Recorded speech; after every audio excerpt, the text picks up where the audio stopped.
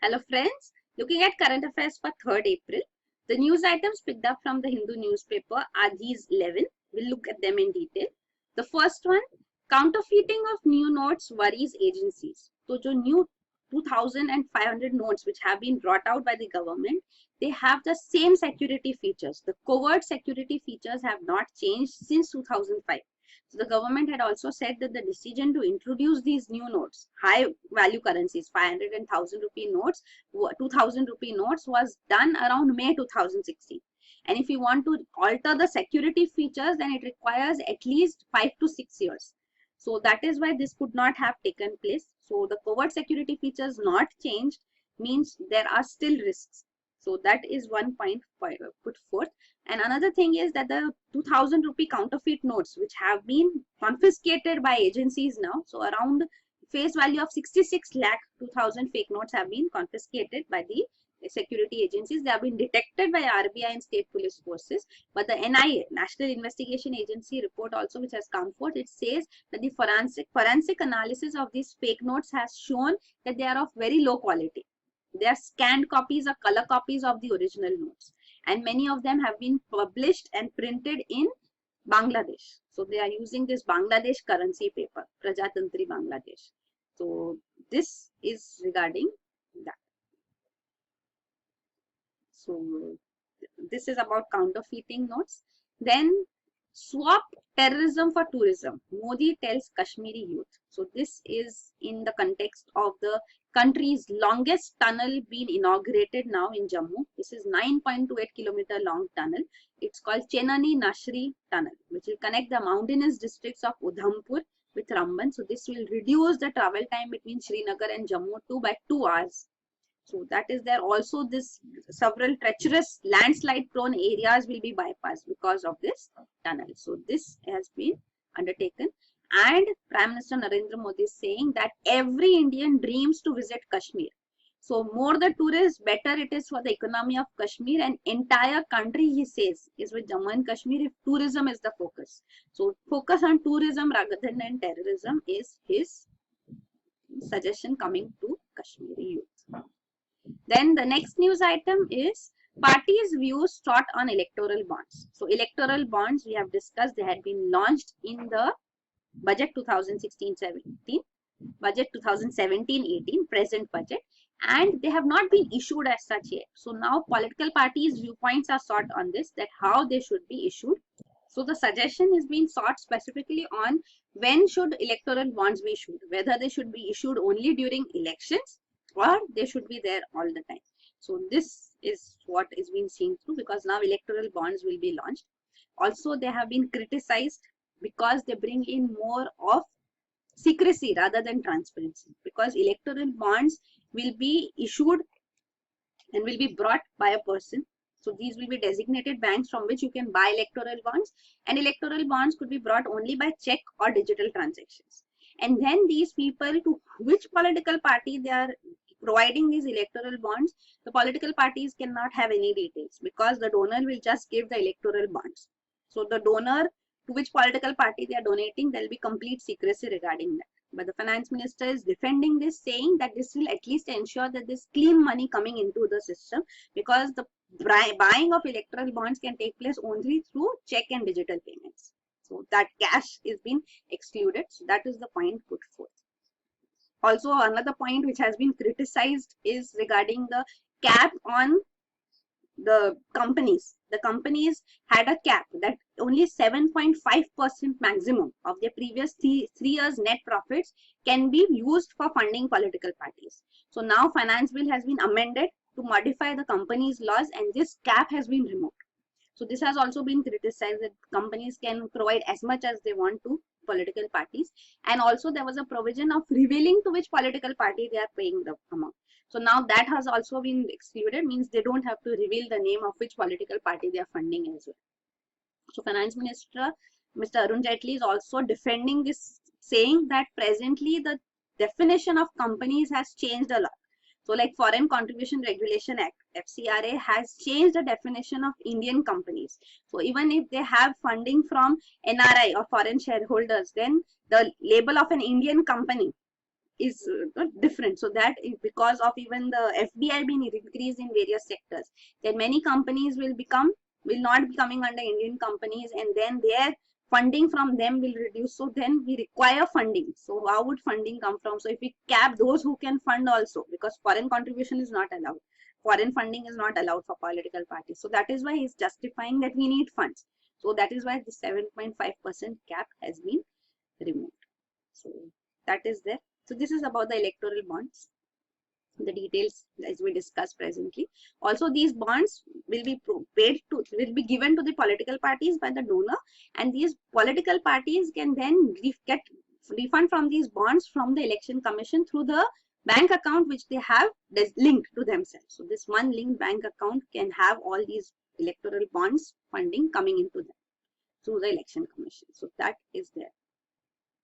Then the next news item is Centre may remove cap on parent maintenance. So this is Maintenance and Welfare of Parents and Senior Citizens Act of 2007. So amendments are being proposed to this, under which it is sought that the maintenance amount which should be provided for the senior citizens and the neglected parents, this should depend on the needs of theirs and also the economic condition of the children.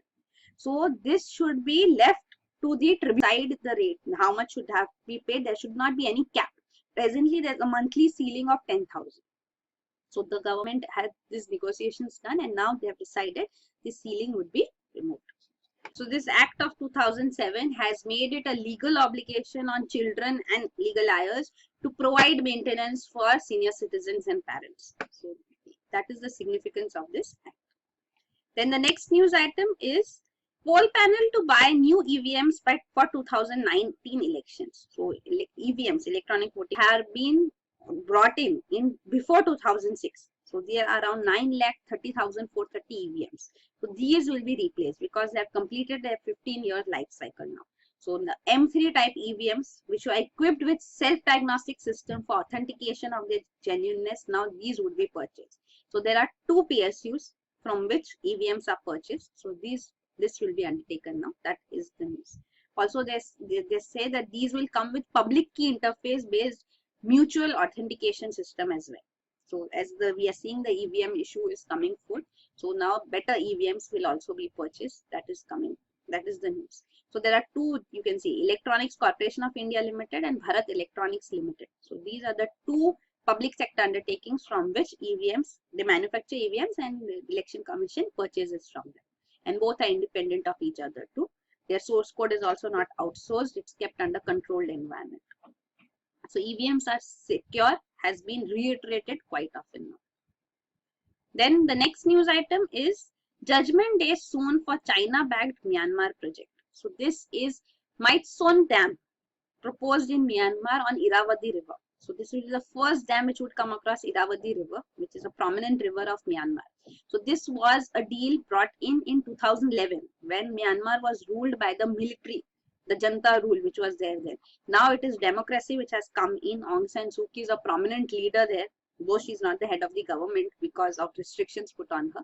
So she is the leader there, and now this Maitson Dam, which is being protested against by the people, because it will result in displacement also. It would destroy fish stocks downstream. It would cause harm to the river as the people feel there. Though it would bring in electricity to the region, and electricity is a huge requirement in Myanmar and there's not much infrastructure developed there. So of course that is there, but taking into consideration the environment and the biodiversity which would be affected, this dam is being opposed. But more prominently than all this, the deal which has been struck in 2011 that has a provision in which the military rulers then had allowed China that they can buy 90% of the dam's electricity. So 90% can go to China. So this is a main point, that it has been built in Myanmar, but it will benefit China. So that is the main sticking point in this deal. So now what further developments would take place, we'll have to wait and watch, because people are completely against it. So that is one aspect. And Chinese officials say that if you go back on the deal, then you will have to pay the amount which you have already spent on it. They say $800 million have been spent on feasibility and technical studies. The project has not been initiated yet. So this money has to be repaid. Then we live. So now it is being looked into how can this further on this Maidstone Dam, and whether this can be diverted to some other place or some other project. So this will be looked into. So this has been in news as such, Maidstone Dam in Myanmar. Then the next news item is foreign ownership norms a barrier. So this is US Trade Representative report which says that the foreign investments here in India are difficult in e-commerce, banking, insurance, etc. So that barriers here are being detailed out. So it says that India allows 100% FDI in B2B e-commerce. B2B means business to business. But in business to consumer e-commerce transactions, there are prohibitions. So that it is protesting against. It says that market-based e-commerce has much potential, but we are restricted. Only exception provided is for single brand retailers. So that is being protested against, that we should be provided access here as well. So this is US perspective, and you come to know about what is Indian laws too from this report. So that is why we are discussing this. Second is equalization levy. So equalization levy is a tax which India has imposed, a 6% levy on foreign online advertising platforms. So online advertising platforms, they say this levy is brought in to equalize. So this is an additional 6% tax which has been imposed. So they say that this will bring a level playing field for resident service providers and non-resident service providers. So that is another point on which the US report is saying that this is actually going away from the internationally accepted principles that digital taxation mechanism should be developed on a multilateral basis to prevent double taxation. So of course it is a raw field, a new area. So this is also being protested against. Actually they want e-commerce access. So that is about advertising. Then third, they talk about data storage. So there is this 2012 National Data Sharing and Accessibility Policy of India. So this policy requires that all data collected using public funds, including weather data, should be stored within the boundaries of India only. It should not go abroad on online servers elsewhere. So this is also a demand on which they're saying that this is affecting the cloud computing service providers. They have to store data within India to qualify for bidding for government procurements too.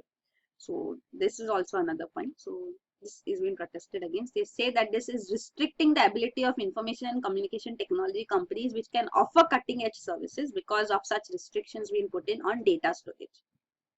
Then third is insurance sector.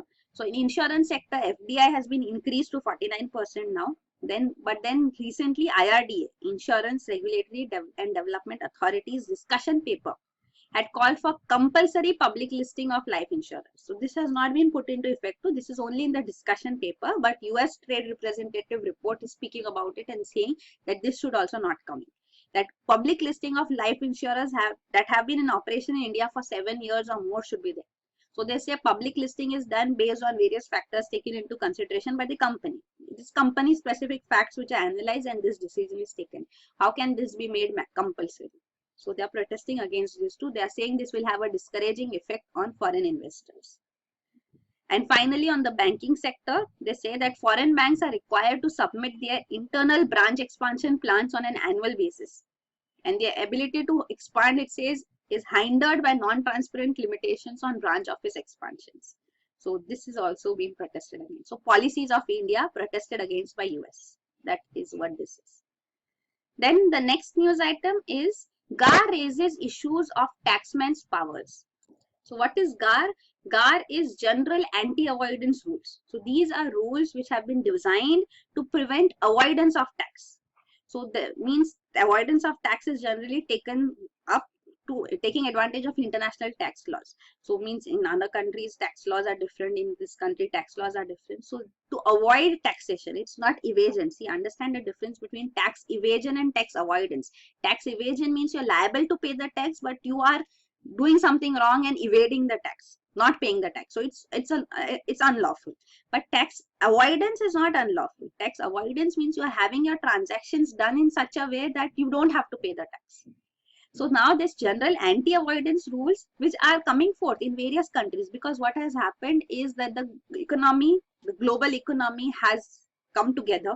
So because of this globalization, what has happened is these multinational companies, they, to avoid taxation in a country, they have such dealings abroad in some other country, and they avoid the taxes. So European countries, everywhere we are seeing that general anti-avoidance rules, such anti-avoidance rules are being brought in. So now that is also, that will also not be allowed. So this anti-avoidance here means that if they are setting up a company somewhere and the only purpose of it is to prevent, it's to avoid tax, then that cannot be done. So see, the rules say that if a major outcome of a transaction is a tax benefit and there is no sound business basis for the transaction, then the government can invoke GAR and reclassify the transaction or the profits arising from it. So you will have to still have to pay the taxes then in such cases. So of course this has brought in a huge uncertainty and unsettlement in the economic sector. So many companies are now asking that how will this be decided? Means they say that in some cases it may be so that the tax benefit is the immediate advantage and there will be a long-term advantage later, business perspective advantage. So how will you decide it? Because it becomes very subjective. So they feel this will give a lot of power in the hands of the tax evaders. So this is the major concern which is there, and GAR has come into effect as was expected from 1st April 2017 now. So that is that. So there are exceptions given to, there are several safeguards also government says which have been brought in to make sure that bullying does not take place by tax authorities. There are several layers of permission required before GAR can be invoked. So that is what is being spoken of, and also clarifications have been given earlier by the government as well. They say that if limitation of benefits clauses are sufficiently addressed in the treaties which are there with various countries, then GAR will not apply. So with Mauritius also LOB clauses we have brought in, Cyprus, such countries which are also tax havens. Here we have brought in limitation of benefits clauses.